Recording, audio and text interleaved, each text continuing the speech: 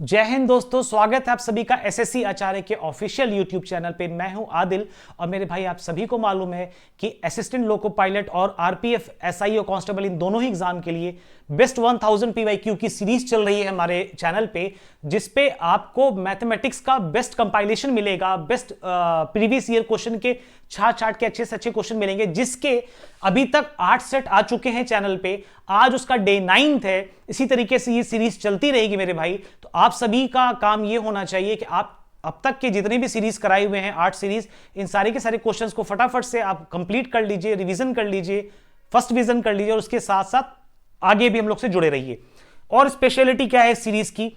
Speciality ये है कि ये जो सीरीज है मेरे भाई, ये सीरीज देखो, अगर आप पीवाईक्यू उठा के देखोगे तो पिछले विगत वर्षों में टीसीएस के द्वारा जो एग्जाम कराया गया है, जिसमें टीसीएस पेपर सेट करती है, उसमें रेलवे ग्रुप डी 2 बार हुआ है, असिस्टेंट लोको पायलट 1 बार हुआ है, एनटीपीसी 1 बार हुआ है, या शायद एनटीपीसी 2 बार हुआ है। ठीक है, एनटीपीसी रेलवे एनटीपीसी 2 बार हुआ है, जेई 1 बार हुआ है, पैरामेडिकल 1 बार हुआ है। तो ऐसे कर करके बहुत सारे क्वेश्चन हो जाएंगे, मतलब 12 13 15 16 16 20 हजार सवाल हो जाएंगे। उसमें से क्रक्स निकाल के लाना, यानी इंपॉर्टेंट पार्ट को निकाल के लाना, जिससे कि आपका सिलेबस कंप्लीट हो जाए। और सिलेबस नहीं, मतलब जिससे आपका सारा का सारा कॉन्सेप्ट कवर हो जाए, सारे के सारे जो जितनी वैरायटी होती है वो कवर हो जाए, वो काम किया जा रहा है यहाँ पे। तो इन्हीं 1000 सवालों को अगर आप 5 बार लगा लेते हो तो ये 5000 सवाल के बराबर होंगे और आपके लिए ये सेशन, ये जो पार्ट है, ये आपका बहुत कारगर साबित होगा। सिर्फ मेरे बोलने की बात नहीं कि आप मेरे बोलने पे आ जाओ, आप सेशन देखो। बहुत लंबा सेशन मैं नहीं रखता हूं, मेरा प्रयास यही रहता है कि हम 15 से 18 मिनट के अंदर जो है 15 से 18 मिनट के अंदर एक सेशन खत्म कर दे, जिससे कि बच्चे कम समय में ज्यादा से ज्यादा प्रैक्टिस करके निकले। हाँ, अगर आने वाले समय में आपकी डिमांड बढ़ती है कि नहीं सर हमको और ज्यादा क्वेश्चन चाहिए पर सेट, तो हम लोग उस संख्या को और ज्यादा बढ़ा देंगे। ठीक है। दूसरा चीज क्या है कि लेटेस्ट अपडेट्स के लिए, किसी भी इंफॉर्मेशन के लिए आप हमारे चैनल टेलीग्राम चैनल पे जुड़ सकते हैं, जो कि है @SSC_आचार्य। मतलब ये टाइप करना होगा, चैनल का नाम तो SSC आचार्य ऑफिशियल है। ठीक है, लेकिन आप जैसे ये सर्च करेंगे @SSC_आचार्य, तो आप हमारे चैनल पे सीधे सीधे पहुंच जाएंगे। और अगर डायरेक्टली पहुंचना है तो आप इस QR कोड को स्कैन करिए, आप पहुंच जाएंगे। क्या बेनिफिट्स है? सारी बेनिफिट्स जो मिलती है regarding quizzes, study material, quiz भी होगा, स्टडी मटेरियल भी होगा, इंपॉर्टेंट क्वेश्चंस भी होंगे, और सबसे इंपॉर्टेंट चीज, उस चैनल से अटैच एक जो डिस्कशन ग्रुप है, जो डाउट डिस्कशन ग्रुप है, उसमें आपको अच्छे अच्छे सवाल भी मिलेंगे। और उसमें से कुछ सवाल जो अच्छे होते हैं, जिसमें बच्चों को लिटरली में प्रॉब्लम हो रही होती है, उस क्वेश्चन को, उस सवालों को, उन क्वेश्चंस को शॉर्टलिस्ट करके एवरी संडे उस पर सेशन कराया जाता है। ठीक है, तो आप उस सेशन से भी जुड़ना ना भूलें। ठीक है, चलिए अब हम लोग बढ़ते हैं आज के पहले सवाल की ओर। क्या कह रहा है? उस बिंदु के निर्देशांक क्या है जो बिंदुओं -3,7 और 9-1 को आंतरिक रूप से मिलाने वाली रेखा 3:1 के अनुपात में विभाजित करता है। यह है आरआरबी पैरामेडिकल एग्जाम 21 जुलाई 2018 का कोऑर्डिनेट ज्योमेट्री का सवाल है। क्या तरीका है, कौन सा फॉर्मूला लगता है मेरे भाई? इसका नाम है सेक्शन फॉर्मूला। इसका नाम है सेक्शन फॉर्मूला। अगर आपको मालूम है तो अच्छी बात है, नहीं तो जान लो, क्योंकि ये थोड़ा अनटच्ड चैप्टर है, बच्चे इस चैप्टर को नहीं पढ़ते हैं, बट एग्जाम में लिखा हुआ तो आएगा ही आएगा, और आया भी है। ठीक है, आप कहोगे सर एक्स पॉइंट को पता करने के लिए हमें जो फॉर्मूला लगाना होता है वो होता है m1x2 + m2x1 upon m1 + m2, जहां पे m1 m2 क्या है, जो इनके बांटने का तरीका है, यानी 3:1। तो m1x2 में आप जब मान रखोगे तो m1 3 है, x2 कितना है, x2 है 9, प्लस m2 कितना है, 1 है, और x1 कितना है, -3। x1 है -3, और बटे में क्या करेंगे, m1 + m2 यानी 3 + 1 दैट इज 4। ठीक है, जब इसको आगे हल करेंगे तो 9 3 27 बन रहा होगा, और माइनस में 3/4 यानी कि 24/4 दैट इज 6। तो x ऑर्डिनेट हो जाएगा 6, x कोऑर्डिनेट हो जाएगा 6। और इसी तरीके से जब हम y कोऑर्डिनेट की बात करेंगे मेरे भाई, तो उसके लिए भी फॉर्मूला देख लो, m1y2 + m2y1 upon m1 + m2। ठीक है, तो जब हम लोग y का मान पता करेंगे, यानी वैल्यू पता करेंगे, तो m1 यानी 3 रखेंगे, गुणे में y2 से मल्टीप्लाई करेंगे, जो कि कितना है, y2 कितना है, y2 है -1। सही जा रहे हैं? जी हाँ, y2 है -1, बिल्कुल अपनी जगह पे बिल्कुल सही है। y2 है -1 प्लस m2 कितना है 1, और y1 कितना है 7, बटे में 3 + 1 यानी कि 4, डायरेक्ट 4 लिखते हैं यहां पे, 3 + 1 यानी कि 4। तो ये माइनस में 3 है, प्लस में 7 है, बटे में 4 है, तो 4/4 यानी कि 1 आएगा। यानी जो पॉइंट हम ढूंढ रहे हैं वो पॉइंट XY है या फिर 6,1 है। कौन सा ऑप्शन? ऑप्शन नंबर 3 वाला। ठीक है, समझ में आ गई बातें। चलो अगले सवाल पे बढ़ते हैं फटाफट से। कह रहा है 15, 2, 7, 8, 11, 5 और 14 की माध्यिका ज्ञात कीजिए। भैया माध्यिका यानी मीडियन पता करने का सिंपल सा फॉर्मूला होता है, इन नंबर को लिखो असेंडिंग ऑर्डर यानी आरोही क्रम में। तो सबसे छोटा नंबर क्या है? सबसे छोटा नंबर क्या है? 2 है। उससे जस्ट बड़ा क्या है? 3, 4, 5 है। फिर 6 नहीं है, 7 है, देन 8, देन 9 नहीं है, 10 नहीं है, देन 11 है, फिर 12 नहीं है, 13 नहीं है, 14 है, एंड देन 15 है। कितने टर्म्स हैं? 3, 3, 6 और 1, 7। 3, 3, 6 और 1, 7। तो ऐसे जब आरोही क्रम में लिख देते हैं, जो मिडिल टर्म होता है बच्चों, जो मिडिल टर्म होता है वही हमारा क्या कहलाता है? मीडियन कहलाता है। वही क्या कहलाता है? मीडियन कहलाता है। तो मिडिल टर्म क्या दिख रहा है? मिडिल टर्म क्या दिख रहा है भैया? मिडिल टर्म 8 दिख रहा है। तो 8 ही हमारा क्या होगा? इसकी माध्यिका या फिर मीडियन होगा, जो कि ऑप्शन नंबर 2 वाला है। ठीक है, चलिए अगला प्रश्न क्या है? ए, बी और सी एक व्यापार में साझेदारी या साझेदार हैं जिसकी कुल पूंजी 33,000 रुपए है। यानी पूंजी जो लगाया है लोगों ने, एबीसी ने मिल करके जो कुल पूंजी लगाया, जो कुल निवेश किया, वो 33,000 रुपए का निवेश किया है। उन्हें वर्ष के अंत में रुपए 15,000 का लाभ हुआ। ये इन्वेस्टमेंट था 33,000, 15,000 का लाभ हुआ। ठीक है ना, जिसे उनकी पूंजी के अनुपात में विभाजित किया जाता है। सीधी सी बात है भाई, जो जैसा इन्वेस्टमेंट करेगा उसको वैसा प्रॉफिट डिस्ट्रीब्यूट होगा। लाभ में से हिस्से के तौर पर ए को 45,000 रुपए प्राप्त हुए और बी को 5500 रुपए प्राप्त हुए। तो सी की पूंजी ज्ञात कीजिए। सिंपल सी बात है कि जो कुल लाभ है मेरे भाई वो है 15,000 रुपए का। 15,000 में से ए, बी और सी में लाभ बटेगा, जिसमें से ए को लाभ मिला कितना? 4500 रुपए का। बी को लाभ मिला कितना? 5500 रुपए का। 45 और 55 कितना हो जाता है? 10,000। मतलब 4500 5500 क्या हो जाएगा? 10,000। तो सी का हिस्सा क्या हो जाएगा? 5,000 का। तो इनका रेशियो पता कर लीजिए आप। जैसे इनके रेशियो को फाइंड करने जाएंगे तो 00 से हर जगह 00 कैंसिल हो जाएगा, यानी 9:11:10 आएगा। यानी टोटल अगर इनका लागत 20-10-30 होता, 20-10-30 होता तो सी की पूंजी होती 10। बट लागत मेरे भाई 30 ना हो के कितना है? 33,000 रुपए है। लागत कितना है? 33,000 रुपए। कितने गुणे पे? आप कहोगे सर 110 गुणे पे है। क्या कहोगे? 110 नहीं, 1100 गुणे पे, सॉरी 1100 गुणे पे है। ठीक है ना, 1100 गुणे पे है लागत। तो जो इनका ये टोटल लागत की बात हो रही है, तो जो केवल सी का लागत होगा वो भी 1100 गुणे पे होगा। तो जो सी का लागत होगा वो भी 1100 गुणे पे, यानी 10 गुणा 1100 यानी कि 11,000 रुपया, यानी कि 11,000 रुपया। यहां तक सभी को समझ में आया? ठीक है, ऑप्शन नंबर फर्स्ट इसका आंसर करेक्ट है। आइए अगले सवाल पे बढ़ते हैं। किसी वृत्त की दो जीवाएं ए, बी और सी, डी वृत्त के बाहर स्थित बिंदु एफ पर प्रतिच्छेदित करती हैं, यानी कोइंसाइड करती हैं या मिलती हैं। यदि A F, B F, C F और सी डी ऐसे ऐसे मान दिया हो, सी डी का मान क्या है? पहले फिगर बनाओ इसका क्या होता है। ये अगर एक वृत्त है तो ये एक कॉर्ड और ये कॉर्ड कहां मिल रही है? एफ पे मिल रही है। जैसे अगर हमने कहा ये ए बी है और ये पॉइंट एफ है और ये पॉइंट सी डी है और ये पॉइंट एफ है, मतलब ए बी कॉर्ड एफ पे मिल रही है बाहर सर्कल के, सी डी कॉर्ड एफ पे मिल रही है बाहर सर्कल के। अब क्या क्या लेंथ दिया है? ध्यान दो, लेंथ क्या क्या दिया है। लेंथ जानने से पहले इसके पीछे का इन्वॉल्व थ्योरम समझ लो क्या होता है। इसके पीछे का इन्वॉल्व थ्योरम क्या होता है? थ्योरम ये कहता है कि भैया जहां पे मिल रही है वहां से सारे पॉइंट का गुणा कर दो। F A into F B, यहां एफ से ए तक और एफ से बी तक का गुणा जब करेंगे तो वो बराबर होगा एफ से सी गुणा एफ से डी तक। ठीक है ना, तरीका यही याद रखना, जो पॉइंट मीटिंग को तो वहीं से नाम याद किया करो। एफ से ए, एफ से बी, एफ से सी, एफ से डी। अगर ये अंदर भी मिल रहे होते तो भी हम उसी तरह से कहते हैं F A, F B and F C, F D. ठीक है ना, चलो अब हम देखते हैं मान क्या क्या दिया हुआ है। एफ ए का मान, एफ ए या ए एफ बात एक ही है, मान कितना है? 12 है। और यहां पे एफ बी या बी एफ का मान 4 है। एफ सी यानी सी एफ का मान 16 है और हमें डी एस एफ डी का मान बताना है। ठीक है, हालांकि मान तो हमें देखो सी डी का बताना है। तो सी डी कहां पे? ये सी डी है, ये पूरी ये सी डी है। तो हम एफ डी का मान मालूम करेंगे, सी एफ हमें मालूम है, सी एफ हमें मालूम, अगर एफ डी का मान मालूम कर लेंगे तो सी एफ में से एफ डी घटाएंगे तो सी डी आ जाएगा। तो अब जब यहां से मान निकालने जाएंगे तो 12 चौके 48 होता है और ये 16 है, तो ये पूरे को 3 बार में काट देगा। यहां से एफ डी का मान मेरे भाई आ गया कितना, 3। और जब हम सी डी का मान निकाल रहे होंगे तो हम पूरे सी एफ में से एफ डी को माइनस करेंगे। पूरा सी एफ कितना दिया हुआ, 16, तो 16 में से 3 को घटाएंगे तो कितना आएगा, 13 सेंटीमीटर आएगा। ऑप्शन नंबर पहला वाला ही करेक्ट है। कैसा लग रहा है सेशन, एक बार सेशन को लाइक करिए, ठीक है।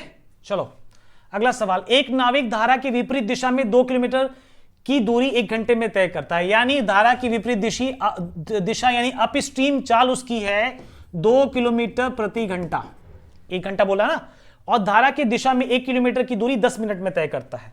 धारा की दिशा में 1 किलोमीटर की दूरी 10 मिनट में तय करता है। ध्यान दीजिएगा, यह बात पकड़ने वाली है कि 10 मिनट में चल रहा है 1 किलोमीटर, तो मुझे बताइए 60 मिनट में कितना चलेगा। आप कहेंगे सर 6 किलोमीटर, और 60 मिनट कह लीजिए या 1 घंटा कह लीजिए, 1 घंटे में चलेगा 6 किलोमीटर, यानी इसका जो डाउन स्ट्रीम स्पीड होगा वो होगा 6 किलोमीटर प्रति घंटा, ठीक है। अब पूछ क्या रहा है हमें, बताओ शांत जल में नाव की चाल क्या होगी, यानी बोट की चाल क्या होगी, वो होती है d प्लस यू बाई 2। तो d प्लस यू, डी कितना निकाला अभी हमने 6, u कितना है 2, यानी 6 प्लस 2 बटा 2 यानी के 8 बटा 2 that is 4 kilometre per hour. कोई ऑप्शन में है, पहला वाला ही है, ठीक है। यहां तक सेशन में, यहां तक के सेशन अगर आपको समझ में आ रहे हैं, पसंद आ रहे हैं, तो सेशन को लाइक और शेयर दबाते रहिए, करते रहिए। 10 पारियों के बाद किसी बल्लेबाज का प्रति पारी औसत स्कोर 52 था, ठीक है। 12 पारियों के बाद औसत स्कोर बढ़कर 54 हो गया। यदि बल्लेबाज ने पिछली एक पारी की तुलना में 12वीं पारी में रन अधिक बनाए, कितने रन अधिक बनाए, 16 रन अधिक बनाए, तो उसके 11वीं पारी में कितने रन बने। अब सिंपल सी बात समझना कि अगर 10 इनिंग्स का एवरेज मेरे भाई अगर 52 है, तो हम ये कहेंगे सभी पारी में इंडिविजुअली 52 स्कोर किया गया है। लेकिन जब 12 पारी खत्म हो गई, जब 12 इनिंग्स खत्म हो गए, तो क्या हुआ कि एवरेज स्कोर 54 हो गया। आप कहोगे कि एवरेज स्कोर 54 क्यों हुआ, एवरेज स्कोर 54 इसलिए हुआ क्योंकि 11वीं और 12वीं पारी में ज्यादा स्कोर हुआ होगा, ठीक है ना। तो आप कहोगे कि सर अगर हम 11th और 12th इनिंग की अगर हम बात करें सिंपल, तो इसका योग क्या हो सकता है। आप कहोगे सर 54 प्लस 54 भाई इंडिविजुअली जो चल रहा है, प्लस इन लोगों ने इतना स्कोर किया कि बाकी 10 पारी में 2-2 रन बढ़वा दिया, ठीक है, डेविएशन मेथड। बाकी 10 पारी में 2-2 रन बढ़वा दिया। जब बाकी 10 पारी में 2-2 रन बढ़वा दिया यानी 10 गुणा 2 20 रन एक्स्ट्रा बढ़ गया, तो भैया 20 रन बढ़ा दो। तो 54 और 54 108 और 20 128 रन जो है इन लोगों का योग है, ठीक है, इन लोगों का योग है। जिसमें से क्या कह रहा है कि योग तो 128 रन का है, लेकिन अंतर जो है वो 16 रन का है। तो अगर हम लोग इस 128 में से, अगर इस 128 में से 16 घटा दें तो कितना आता है, 112 आता है, 112 आता है। यानी 112 में 56 11वीं पारी में है और 56 12वीं पारी में है, बट 56 से एक्स्ट्रा 16 और है 12वीं पारी में। तो आप ये बात समझ गए अब तक। 112, हालांकि देखो 112 को करोगे तो 56-56 ही आएगा, ठीक है, 56-56 ही आएगा। ये 56-56 कैसे आ रहा है, ये 56-56 ऐसे आ रहा है कि हमने 16 जो ज्यादा था उसको गायब कर दिए। जो 12वीं पारी का स्कोर 16 रन एक्स्ट्रा है 11वीं पारी के कंपैरिजन में, हमने उसको गायब अगर कर दिया तो बाकी अब जो रन बचा 112 वो दोनों में बराबर हिस्सों में होगा। तो आप कहोगे कि सर अगर हमको अब 12वीं पारी का पता करना है तो इस 56 में 16 जोड़ देंगे तो 12वीं पारी का आ जाएगा 56 6 62 10 72। और अगर हमें 11वीं पारी का पता करना है तो भैया 56 दिया ही हुआ है, तो आंसर क्या होगा, 56। अगर मेरी बोलने की स्पीड ज्यादा है तो भाई थोड़ा सा स्पीड को 0.75x पे देख लेना, लेकिन मेरा टारगेट यही कि कम समय में ज्यादा से ज्यादा सवाल कराएं, ठीक है। चलो, ये सेशन रोज शाम को 6 बजे प्रीमियर होता है। मैं आपको एक बात बता दूं कि ये लाइव सेशन नहीं होता है, ये रिकॉर्डेड सेशन होता है। हाँ, हर रोज रिकॉर्डेड नहीं होता, किसी दिन लाइव भी जाता है। लेकिन जब आप सभी लोगों को सेशन ज्यादा पसंद आने लगेगा, आप लोगों का डिमांड बढ़ेगा, तो नो डाउट हम लोग इसका लाइव सेशन भी रखेंगे और घंटों भर का रखेंगे। ऐसा नहीं है कि ये 20-20 मिनट का या 25-25 मिनट का सेशन होगा, ठीक है। चलो अगला सवाल देखो। 45 परिणामों का औसत 23 है और उनमें पहले 22 का औसत 18 है और अंतिम 22 का औसत 21 है, तो 23वीं पारी का 23वां परिणाम क्या है, ठीक है। आप कहोगे सर 45 परिणामों का औसत 23 है, यानी सभी के सभी 45 में 23 इंडिविजुअली सबका एक एवरेज है, स्कोर है, ठीक है, स्कोर ही मान लो या नंबर मान लो। उनमें पहले 22 का औसत 18 है। आप कहोगे सर 45 में से सभी का औसत कितना दिया हुआ, 23 दिया हुआ है, इस 45 में से 22 का औसत कितना है? आप कहोगे सर 18 है। तो मेरे भाई ये इससे कितना कम है, -5 है ना। तो कहोगे सर 22 पारियों में -5 दिया है, यानी कितना कम हो गया, -110 हो गया। उसी तरीके से अगले 22 में या आखिरी 22 में, आखिरी 22 कह रहा है ना, कौन सा कह रहा है, हाँ आखिरी 22 में, अंतिम 22 में, अंतिम 22 का औसत कितना है, 21 है। तो ये 21 उस 23 से कितना कम है? आप कहोगे सर -2 कम है। तो इसी -2 को 22 से गुणा जब कर देंगे मेरे भाई, इसी 2 कम है ना, 21 है, यस 2 कम है, इसी -2 को 22 से गुणा कर देंगे तो कितना कम हो जाएगा, -44 कम हो जाएगा, ठीक है।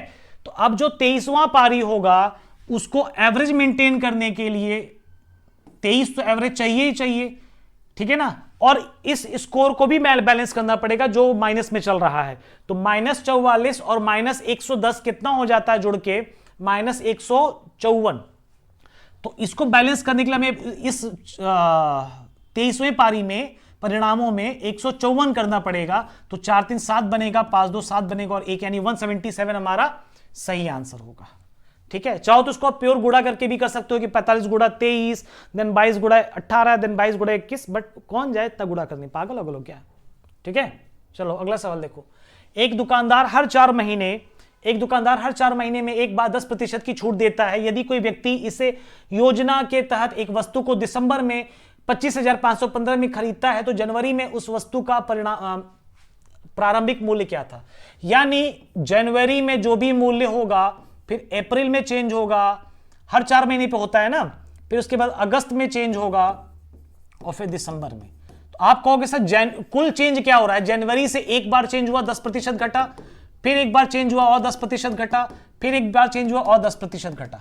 तो कुल जो घट रहा है मेरे भाई, कुल जो घट रहा है वो कितना घट रहा है? आप कहोगे सर 33.1% घट रहा है, ठीक है। कुल जो घट रहा है वो 33 या छोड़ो, इस तरह से मत करो, 33.1% मत करो, आप सीधे आंसर निकालो। आप कहोगे कि हमने माना जनवरी में जो मूल्य था वो जे था, इसका 9/10 किए, फिर दोबारा से 9/10 किए, फिर दोबारा से 9/10 किए, तो कहानी कहां पहुंची? कहानी पहुंची 25,515 पे, 25,515 पे। काटो, 9 एकम 9, 9 दूनी 18, फिर उसके बाद 7 5 75 यानी 9 8 72, फिर 3 1 31 यानी 9 3 27 और 9 5 45। फिर अभी देखो और जा रहा है, 8 3 11, 11 और 7 18, अभी भी जाएगा बिल्कुल। 9 एकम 9, 9 3 27, 1 3 13 होता है, तो 9 एकम 9, फिर 9 5 45, एक बार और चला गया। और ये तो साफ साफ जाते दिख रहा है कि 35 से जाएगा, 9 3 27 और 9 5 45। यानी आपने कहा कि सर जे का जो मान है वो 35 गुणा 30, यानी कि 35,000 रुपए जनवरी के स्टार्टिंग में था, ठीक है। जनवरी में इसका जो मूल्य रहा होगा प्रारंभिक वो था 35,000 रुपए, ठीक है।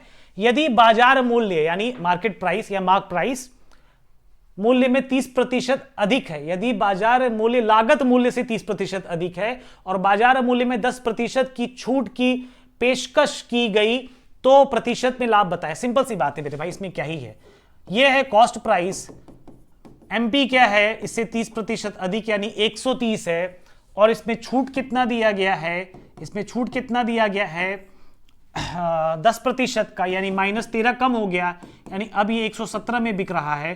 तो सीपी और एसपी का जब आप रिलेशन कंपेयर करोगे तो आप कहोगे सर कितने का लाभ हो रहा है? 17% का लाभ हो रहा है, ऑप्शन नंबर ए, ठीक है। अगला सवाल पे बढ़ा जाए, चलो अगला सवाल क्या है। एक दुकानदार अपने ग्राहकों को 20% का छूट देकर भी 25% का लाभ अर्जित करता है, उस वस्तु का अंकित मूल्य क्या होगा जिसका क्रय मूल्य 600? ये तो बहुत ही आसान सवाल हो गया। 100 - डी, फॉर्मूला मालूम है आपको सीपी और एमपी का, 100 - डी अनुपाते 100 + पी, ठीक है। 100 - डी क्या है? 100 - 20 अनुपाते 100 प्लस प्रॉफिट कितने का है? 25 का है ना, बिल्कुल, यानी 80 अनुपाते 125। इसको और कैंसिल करोगे 5 से तो 16 अनुपाते 25 आ रहा है। तो क्रय मूल्य कह रहा है अगर 600 है तो उसका अंकित मूल्य क्या होगा, यानी कह रहा है 16 का मान भैया अगर 600 दिया हुआ है तो इसका 25 का मान क्या होगा? आप कहोगे कि सर एक काम करते हैं, 4 का मान हो जाएगा 150 और 1 का मान हो जाएगा, अच्छा ठीक है, सिंपल सी बात है, 1 का मान हो जाएगा 37.5, तो 5 का मान क्या होगा, यानी जो हमारा अंकित मूल्य है वो होगा 5, नहीं अंकित मूल्य कितना, 25 है ना, सॉरी 25 है, तो अंकित मूल्य 25 है, तो 25 का मान क्या होगा, 25 गुणा 37.5, तो मेरे भाई 25 गुणा 37.5 अगर हमें करना है तो 25 3 75, तो साफ साफ दिख रहा है ये वाला आंसर होगा। बाकी सारे देखो आंसर होल नंबर में, हमारा आंसर डेसिमल में आने वाला है, डेसिमल में आंसर आने वाला है, तो 937.5 होगा, ठीक है ना। चाहो तो गुणा करके भी कर सकते हो, कोई दिक्कत नहीं है। आइए आगे बढ़ते हैं।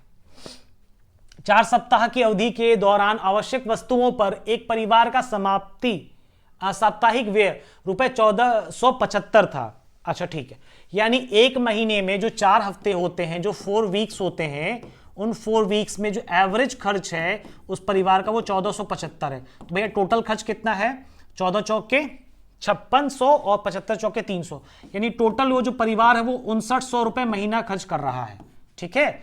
और क्या कह रहा है, 3 सप्ताहों का जो पारिवारिक खर्च है वो कितना है, 1200, 1500 और 1875। तो 1200 और 1800 कितना होता है, 3000, 3000 में 15 जोड़ो कितना होता है, 4500, और 75 जोड़ो 4575, यानी 4575 हो गया बाकी 3 हफ्तों का खर्च। चौथे हफ्ते का ही पूछ रहा होगा ये ना, सप्ताह में इन परिवार के कितना व्यय किया, चौथे सप्ताह में, अंतिम सप्ताह में। तो भैया घटा दो, 10 में 5 किया बचा 5, 9 में 7 किया बचा 2, 8 में 5 किया बचा 3 और 1, कितना है 1325 रुपए। हमारा ऑप्शन नंबर सी करेक्ट होगा, ठीक है। चलो आज का ये आखिरी सवाल है मेरे भाई, तो फटाफट से देखेंगे और करेंगे इसको। एक किसी आयताकार लॉन का क्षेत्रफल 72-60 मीटर स्क्वायर है और इसकी भुजाओं का अनुपात 5:3 है। जैसे आपने देखा तो आप तुरंत फटाफट से कह दोगे, यानी भुजा होगी 5x और 3x, यानी 5 3 15x स्क्वायर का मान कितना दिया हुआ, 72-60, 72-60 ही बोला है ना, ठीक है। तो 15 को काट दो, तो 15 चौके 60, फिर 15 अट्ठे 120 और फिर 15 चौके 60, यानी यहां से x का मान आ गया 484 का अंडर रूट, जो कि क्या होता है 22। यहां से x का मान कितना आ गया 22। तो आप मेरे भाई यहां से क्या पता कर सकते हैं, इनका लेंथ पता कर सकते हैं, 22 पचे 110 मीटर, मीटर में दिया है ना, हाँ मीटर, और ब्रेथ क्या हो जाएगा इसका, 22 3 66 मीटर, ठीक है। यहां तक बात समझ में आ गया, सही है बिल्कुल। अब क्या कह रहा है, इसका परिमाप एक वृत्ताकार बगीचे के परिधि के बराबर है। वृत्ताकार बगीचे, परिमाप परिधि यानी दोनों सेम चीज होती है, देख लो क्या। तो इसका परिमाप क्या होगा, इस रेक्टेंगल का परिमाप क्या होगा, 2l + b यानी 110 + 66 यानी 176 हो जाएगा ना जी, 176, 2 गुणा 176, जिसका हो जाएगा कितना 340 और 352, बिल्कुल 352 मीटर हो जाएगा। और ये जो 352 मीटर है ये इस 2πr के बराबर है, ये इस 2πr के बराबर है, जिसमें 2 गुणा 22/7 गुणा r रखेंगे तो 352 जाएगा। अब देखो ये कितनी बार में इसको काट पा रहा है, आप कहोगे सर 22 एक कम 22 हो जाएगा और 13 बच रहा है, तो 22 छक्के 132 हो जाएगा। और ये जो r है इसको आपका 8 बार में काट देगा, तो यहां से r का मान आ गया 8 7 56, 8 7 56। सवाल में क्या पूछ रहा है, उस वृत्ताकार बगीचे का क्षेत्रफल, वृत्ताकार बगीचे का क्षेत्रफल कह रहा है, यानी आपको पता करना है 22/7 में, आपको इसको मिटा के फिर से बता देते हैं, ठीक है। यानी आपको पता करना है वृत्ताकार बगीचे का क्षेत्रफल क्या होगा। वृत्ताकार बगीचे का क्षेत्रफल भैया जान ही रहे हो क्या होता है, πr² होता है। तो 22/7, रेडियस कितना है 56 गुणा 56, ठीक है। 7 से काटो, 7 8 56, इकाई अंक सब में अलग अलग है, बिल्कुल अलग अलग है, तो धड़ल्ले से आंसर करो। 8 6 72, 8 6 48 का 8, 8 दूनी 16 का 6, इकाई अंक 6 वाला आंसर हमारा करेक्ट होगा, ठीक है। इकाई अंक अलग अलग तो पूरा मल्टीप्लाई करने की जरूरत ही नहीं है। तो मेरे भाई आज का सेशन यहीं तक था, आज का सेशन यहीं तक था, ठीक है। अगर आप अभी तक लास्ट स्लाइड तक हैं, इसका मतलब है कि आपने सेशन पूरा देखा है। I hope you like the session.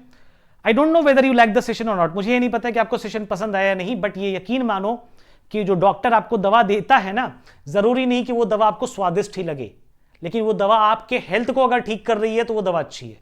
तो वही चीज है कि ये सेशन आपके प्रिपरेशन को अच्छा कर रहा है, तो ये सेशन अच्छा है। अगर आपके प्रिपरेशन में कुछ ग्रोथ हो रहा है, आपके मॉक टेस्ट में मार्क्स में इंक्रीज हो रहा है तो, ठीक है ना।